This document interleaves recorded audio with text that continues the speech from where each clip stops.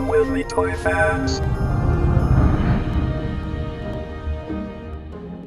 Hello toy fans, my name is Tony and Analog Toys would like to wish you a very Merry Christmas. Now, welcome to our Christmas special video. I'm sure a lot of you, like me, when you look back at your childhood memories, certainly if you grew up in the 1980s, that kind of each Christmas revolved around a particular toy line. You know, so 1980 for some people would be maybe associated with Star Wars, or you know, 1985 might be associated with G.I. Joe and the like.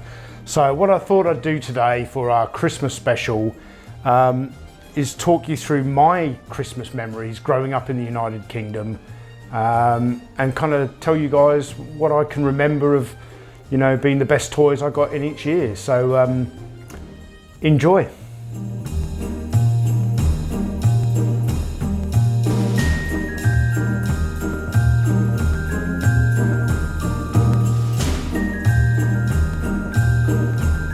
Okay guys, so I was born in a town called Shoreham on the south coast of England, about a bit over an hour on the train south of London. I was born in Shoreham and grew up in a town called Worthing. Now I was born in 1977, and Christmas 1979, although I clearly wouldn't remember it, I was only 2.5 years old, there was actually some photographic evidence of what I received for Christmas that year. And that was this blow molded plastic Batman tricycle, which was, you know, I loved this thing. And although I don't remember that Christmas, I do remember this particular tricycle being a major part of my childhood. In fact, in a year or so later, when I became a huge fan of the Chips TV show, I actually had a Chips dress-up costume, you know, representing the uniform of the California Highway Patrol. And I would dress up in this uniform and ride around on my Batman tricycle, pretending to be either Ponch or John. I don't remember which one I was. But that was Christmas 1979, was the Batman tricycle. Now, Christmas 1980, I would have been 3 years old, and that was the Fisher-Price Adventure People Christmas. And I got I don't remember the exact name, I've just Googled it here, the Aero Marine Search Team, which was this really cool helicopter that had an underslung hook which carried around a submarine, and then the submarine obviously could go underwater, and it came with a treasure chest and I think an octopus. And that, you know, when I was a kid at 3 years of age, bath time was made so much more fun by having this awesome Fisher-Price Adventure People set. But the other real key gift that I got in Christmas 1980 was the 12-inch Mego Incredible Hulk figure, like the one you see here, because at that time in my life, I was an incredibly huge fan, no pun intended, of the Incredible Hulk TV show. An incredibly huge fan of the Incredible Hulk. I was a huge fan of that TV show, and the 12-inch Incredible Hulk figure was just one of the greatest toys I ever had in childhood. And in fact, I have a loose one here. This one doesn't have the white laboratory coat that came with the boxed version. And as a matter of fact, it wasn't till later on in life, when I became a collector, that I even realised that this originally had a laboratory coat, because I don't remember that when I was a kid. Maybe I discarded the coat pretty early on. But this is the Hulk dressed the way I used to play with him back in the very early 1980s. A great toy, wonderfully sculpted, and a wonderful Christmas memory for me. Okay, Christmas 1981 was Star Wars Christmas.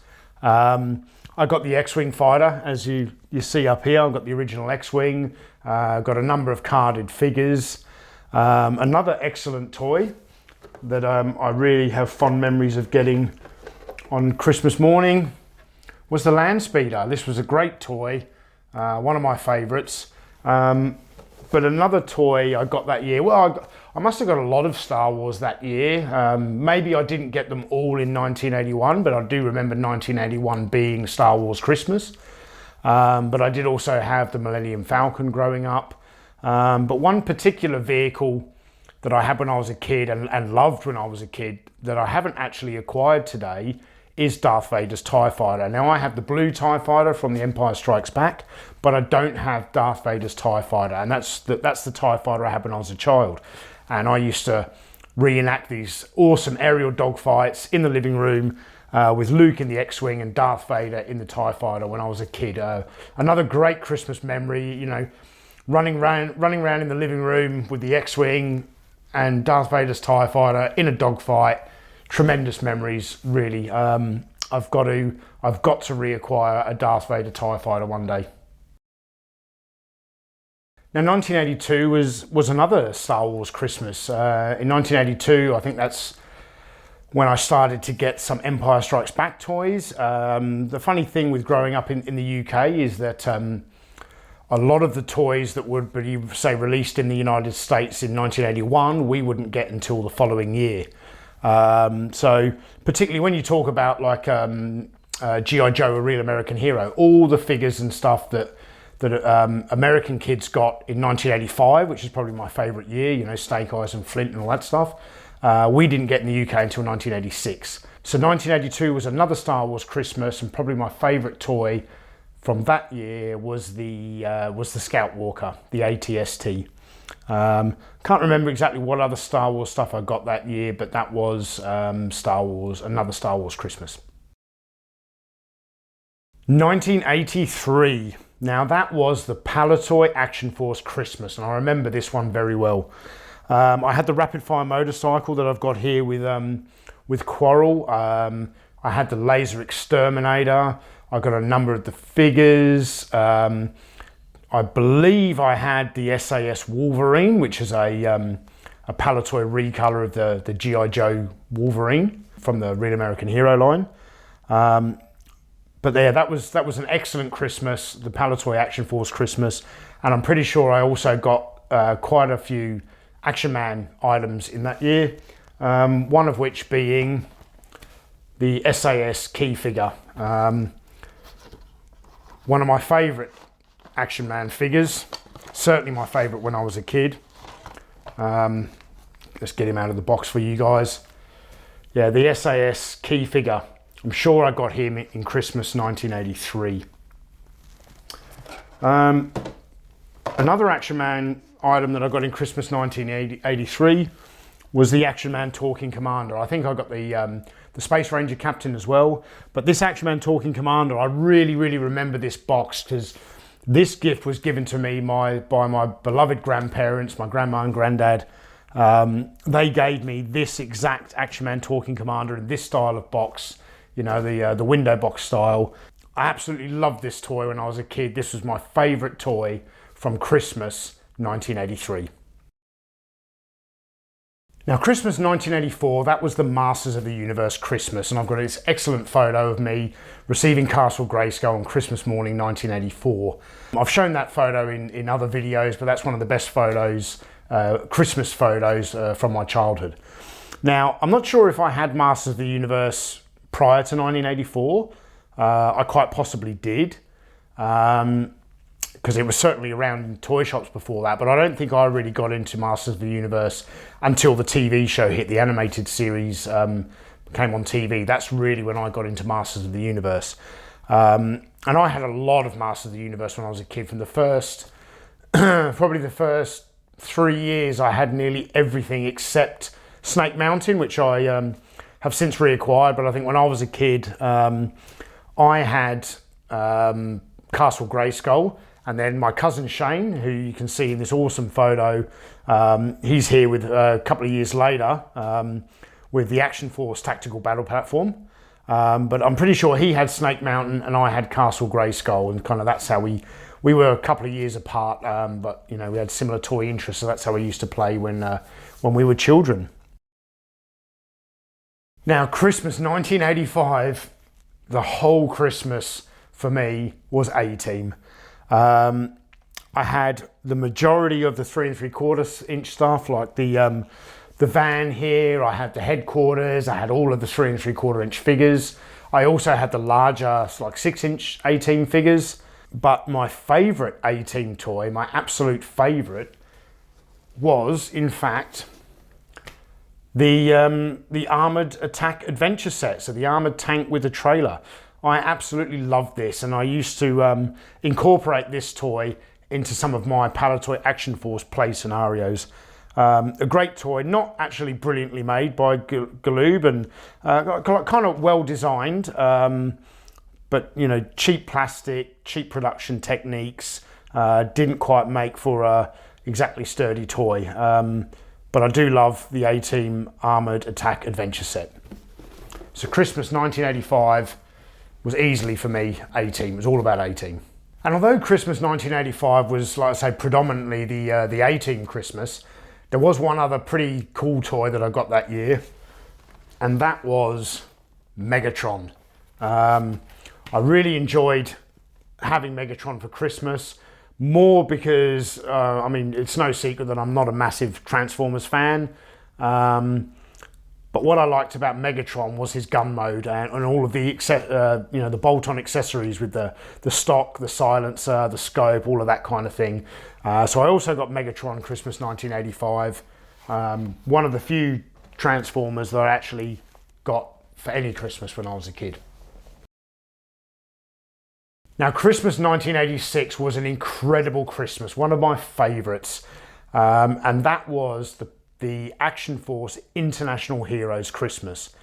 Now, the Palitoy Action Force had been around for a number of years, and and although I played with Palitoy Action Force, I never put two and two together until many, many years later that these two toy lines were kind of linked, because in 1986, when you went into toy shops and you saw the packaging for Action Force International Heroes, which was basically the G.I. Joe Real American Hero stuff that was just rebranded Action Force, because the packaging was so vastly different to what had come before with the Palitoy line, I thought this was a completely different toy line, absolutely completely different. And I thought I was starting from scratch. I picked up Barbecue earlier on in the year, and all I wanted for Christmas that year was Action Force stuff. Now, I've got a reasonably large family in the UK, so my dad's got two sisters and a brother, lots of cousins, grandparents. So Christmas days were pretty good because, you know, you might get the big wow, the big present from your parents, and then, you know, maybe a smaller vehicle or a couple of figures from your aunties and uncles and all that kind of thing. And my family did a really, really good job that Christmas of basically talking with each other, because I was just Action Force crazy. I think the Action Force weekly comic had come out by then, which I started reading and was just completely captivated by these weekly comics that would come out telling the story of Action Force. Yeah, my family did a really good job that year of speaking with each other about who was getting me what. And I got nearly every single carded figure from the Action Force line of 1986. I think the only one I didn't get was Storm Shadow. I got all of the other figures, so Flint, Bazooka, Barbecue, Airtight, Snake Eyes, the Cobra Trooper. Nobody doubled up on anything, although I wouldn't have complained if anyone had doubled up on a couple of Cobra Troopers. But yeah, my family did a really, really good job there. Some of the other presents I got that year, which I really loved, I got the Ore Striker, I got the Cobra Stinger. I love those two vehicles. But the big sort of wow that I wanted for Christmas was, well, one of two vehicles. I either wanted the Cobra Rattler or I wanted the G.I. Joe hovercraft, the Killer Whale. And what I actually ended up getting was the Hydrofoil. I'm not sure if I acted like a brat or not, getting this big present for Christmas and probably complaining that I wanted something else, but I still did really, really enjoy the Cobra Hydrofoil. So that was the big Christmas present that I got in 1986, and I loved the Hydrofoil. Again, another toy that I don't have in my collection today, so I one day will definitely have to reacquire a Cobra Hydrofoil.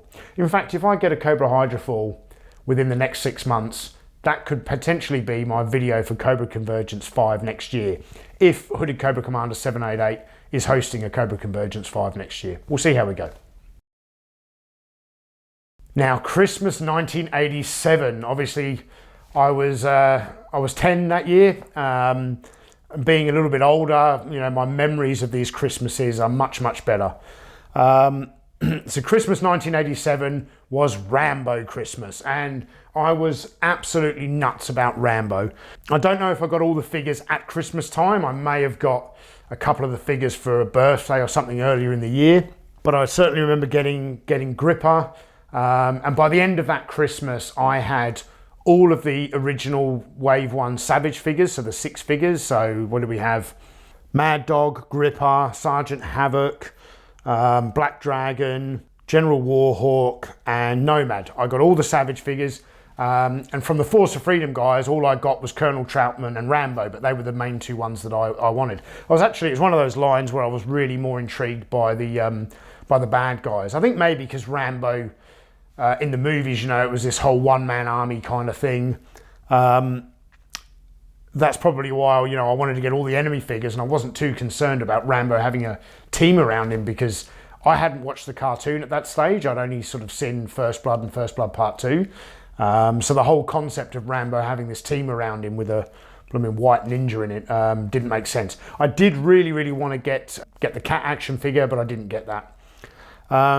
But something that makes that Christmas really special to me is that's the last Christmas that I spent in the United Kingdom, because my family moved out to Australia in September of 1988. So Christmas 1987 was the last Christmas in England for me. And another reason that Christmas is special is not long before Christmas, my family took a trip to Wales to see my aunt and uncle and some of my cousins who were living in Wales. And just prior to coming back home, they took me to a big Toys R Us store in Cardiff city centre. And I had never been to a Toys R Us. I'd only been to your typical sort of the smaller toy shops that you would find in most English towns. So for me, that was Gamley's in Worthing. Going into a massive Toys R Us store, I was just fascinated with this place, and I can remember, you know, kicking and screaming at my parents, wanting them to get me, because they had the entire Rambo line there. And I kicked and screamed and wanted them to get me something, and they wouldn't get me anything. Little did I know is that they were going to get me something and then just stash it away for Christmas. Well, little did I know at the time, but I remember it's like a 4 or 5 hour drive from Wales back to my hometown in the UK. And while I was rumbling, I think we had a station, some sort of old, excuse the language, some sort of old rubbish station wagon at the time. Long drive home, and I remember sort of rummaging around in the back looking for a snack or something to eat, and I actually sort of pulled something away, and I saw in the back that my parents had bought me the Savage Strike Cycle. So I kept my mouth shut. I didn't say anything to anybody, but I knew that Christmas morning that I was going to get the Savage Strike Cycle. And I've got some excellent photographic evidence of this particular Christmas. There's me with the Sergeant Havoc figure and me opening the Savage Strike Cycle. A toy that I knew I was getting. I didn't know I was getting Sergeant Havoc, but I knew I was getting the Strike Cycle, but I never told my parents. And as you can see in this video, I think I did a pretty good job of acting surprised. Now we're pretty much up to the final year here, because Christmas 1988, I was 11 years old, and that's pretty much the last year that I was really into toys to any great degree. And we had only recently moved to Australia a couple of months before. I can't remember, I believe we were actually living in a caravan park, because at the time we didn't want to rent a house until all of our possessions and furniture and stuff arrived. So we spent the first few months in Perth in Western Australia living in a caravan. And I don't think we had a great deal of money at the time. You know, my dad, they'd just moved to a new country. My dad was looking for work. But I did get a couple more Action Force items that you can see here in this photo of me, that also displays my amazing fashion sense that I had in 1988. I think that's 1988. It might be 1989. I'm pretty sure it's 88, because I don't believe that I got toys as such in Christmas 1989.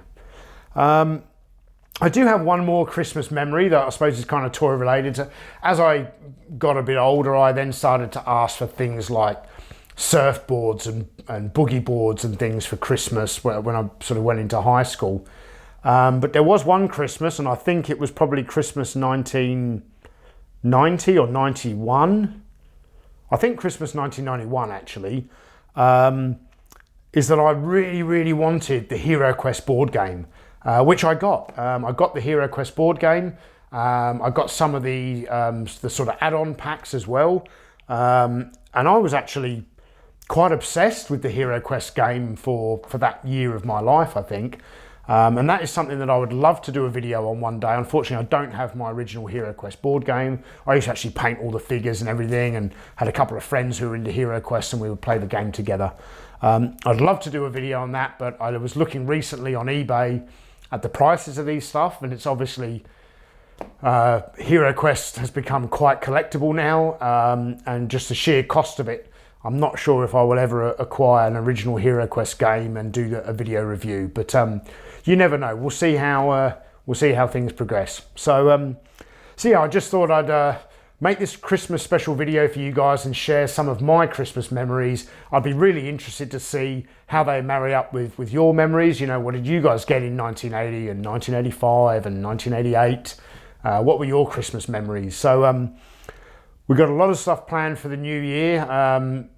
I want to thank everybody who's watched a video, shared a video, joined the Patreon, subscribed to the channel. 2019 has really been a milestone year for Analog Toys. We have really turned a corner here, to the point that I think 2020 is just going to be our best year ever.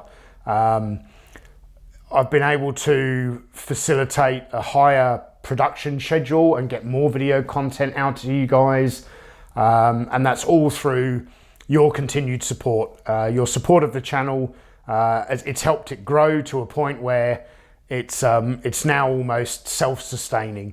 So yeah, so we have a lot of fantastic content planned for the new year. I've got my review of the Rattler that I'm going to do for Joseph. I'm going to do a review of the original sort of Wave 1, Year 1 of Masters of the Universe. I'm going to do a full review of the Action Force Red Shadows. I've got a top 10 vintage female action figures list I want to do, and a number of other video productions on the horizon. So stay safe these holidays. I really hope you get to spend some great time with your families, and hopefully some of you even get some awesome vintage retro toys for Christmas. That would be amazing. So yeah, Merry Christmas one and all, Happy New Year, and I look forward to seeing you all in my new video productions in 2020. Thanks for watching, guys. Cheers.